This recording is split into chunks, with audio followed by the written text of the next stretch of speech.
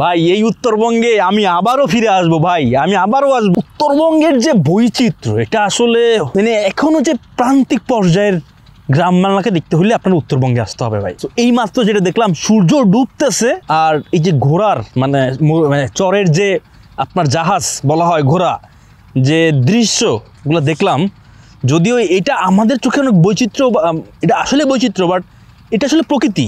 এটা নিয়ে আসলে অনেকে আক্ষেপ প্রকাশ করবে, আপনি সৌন্দর্য বলতেছেন আর এটা তো ওদের জন্য জুলুম হইতেছে। ভাই ওদের কাজ হইতেছে এইটা, আমাদের চোখ হইতেছে এইটা, মানে বুঝতে পারছেন না? নেচার আগে যেরকম ছিল এখন কৃত্রিমতায় হয় আমাদের এই যে ভুঁড়ি বাইরে গেছে।